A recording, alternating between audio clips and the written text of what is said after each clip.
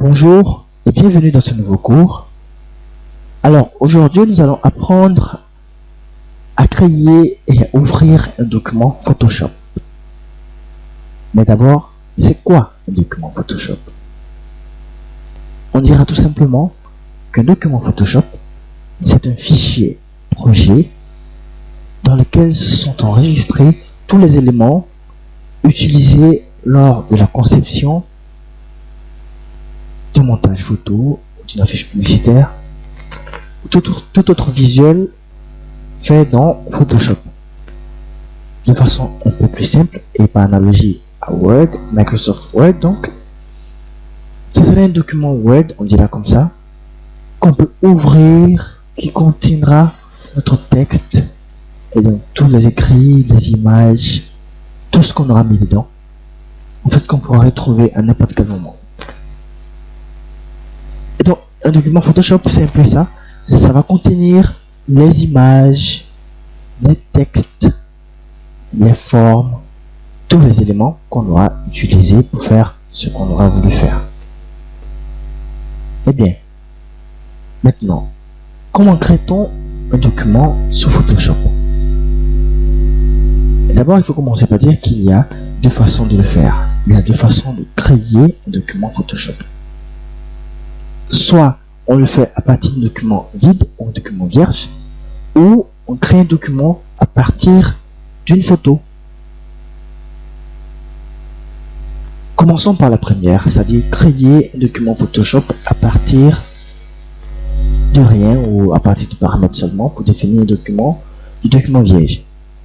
Pour cela, toutefois qu'on ouvre Photoshop, dans la version récente en tout cas, on dira affaire à cette interface là qui nous demandera comment est-ce que on veut entrer dans Photoshop, soit en créant un nouveau document ou en ouvrant une image. Vous voyez déjà les deux façons de créer un document. Et donc la première façon c'est de venir là dans nouveau. Si on ne voit pas nouveau, on peut revenir ici toujours dans fichier, on verra nouveau. Donc on clique sur nouveau.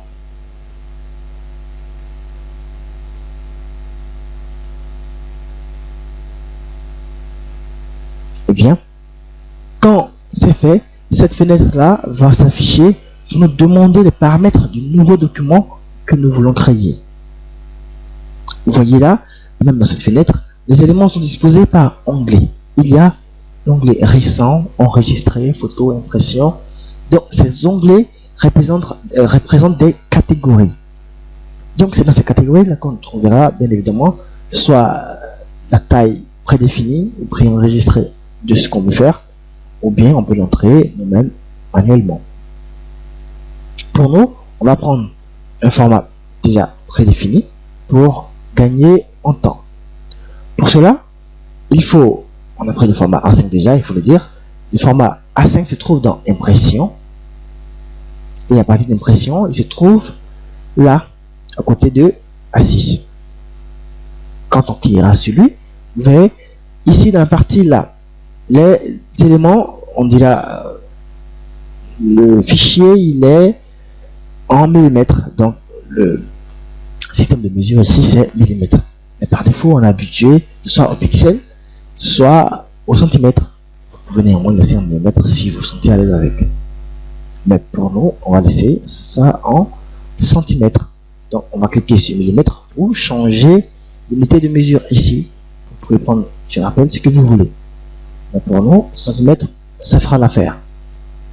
Et là, ici d'abord, l'une des premières choses à faire, c'est de nommer le document.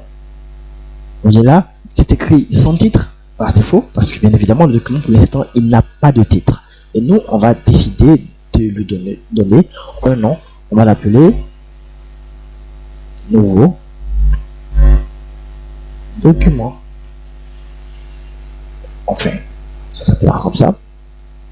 Maintenant là, la largeur et hauteur, vous voyez, sont les tailles, les dimensions par défaut du format A5. Pour l'instant, on ne va pas les modifier.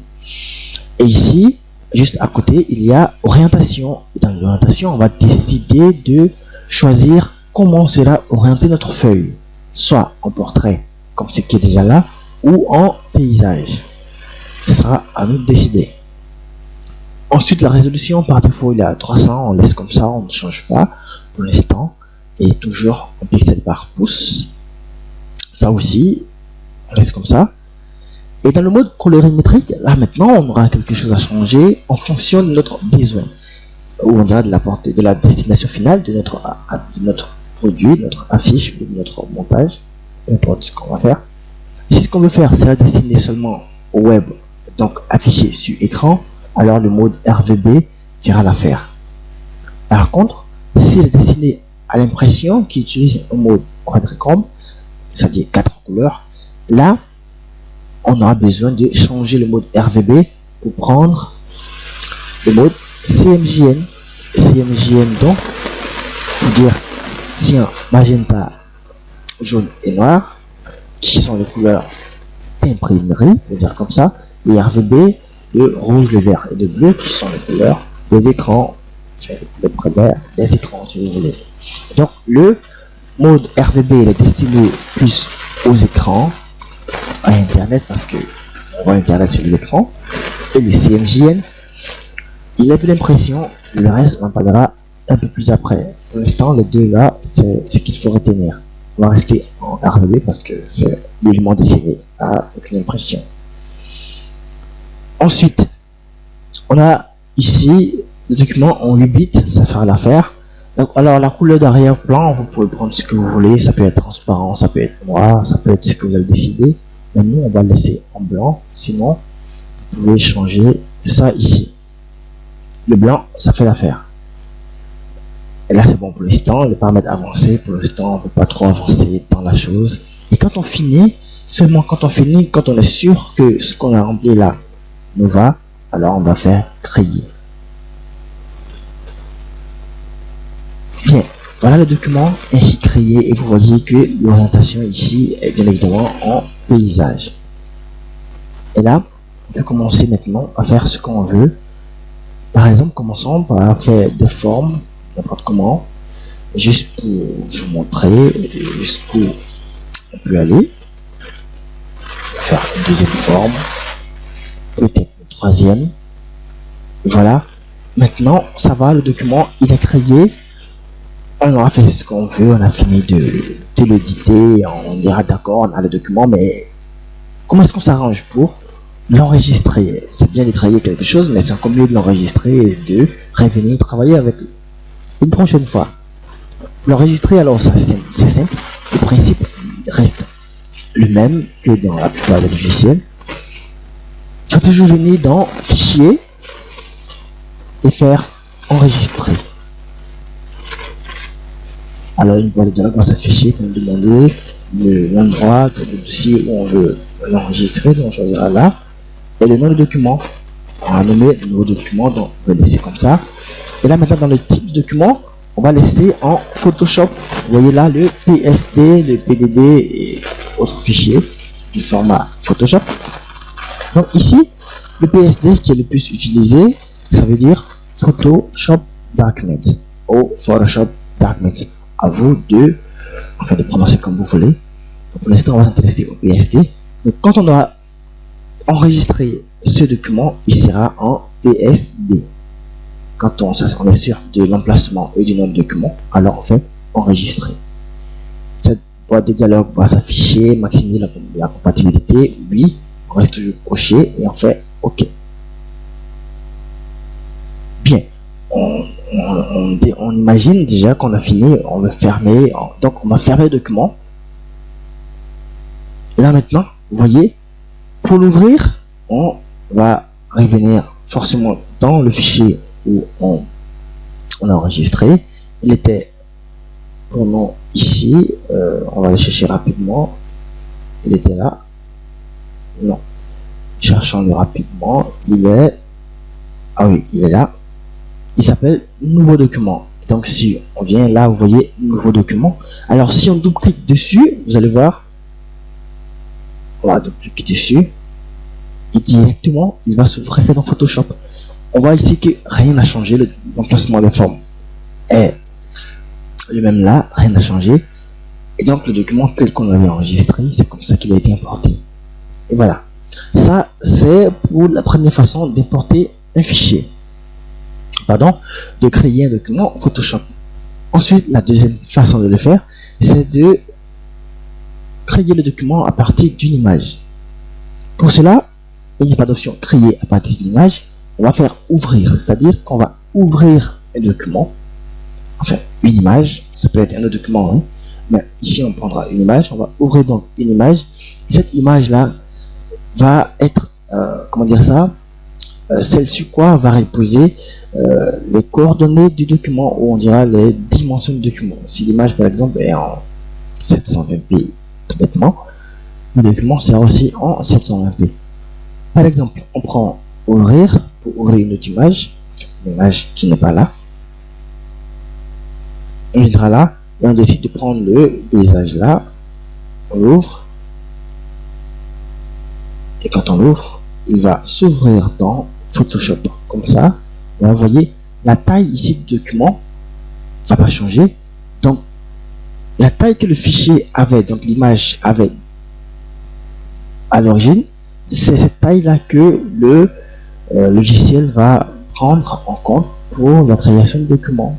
Donc, si l'image était en 1080, enfin pardon, en 1000 pixels par 1000 pixels, le document sera en 1000 pixels par 1000 pixels. Vous voyez, si on enregistre comme ça, bien, ce sera la même chose, mais avant, il faut faire une trace comme ça. On pourra s'assurer que le document est celui qu'on avait laissé. On a mis quelques deux, trois choses, voilà, et on va faire la même chose, fichier. Cette fois-ci, on fera enregistrer, encore. On va changer le nom, on va l'appeler doc. Voilà, comme ça. On laisse toujours en format Photoshop, dans un fichier Photoshop, et on fait enregistrer. La même bolide de va venir. On va faire OK. On peut fermer. Ensuite, le document va s'enregistrer comme il peut. On ferme le document et on vient ouvrir là, comme ça. On peut ouvrir directement le document qu'on a enregistré au lieu d'une image. Il s'appelle doc. Voilà, on va cliquer dessus pour ouvrir. Vous voyez, le document qu'on avait déjà ouvert, il est là. Et donc, voilà, on a fait le tour d'horizon, on a vu comment ouvrir un document Photoshop, comment créer un document Photoshop. Et donc, à partir de maintenant, libre à vous de choisir la façon dont vous allez créer un document sur Photoshop.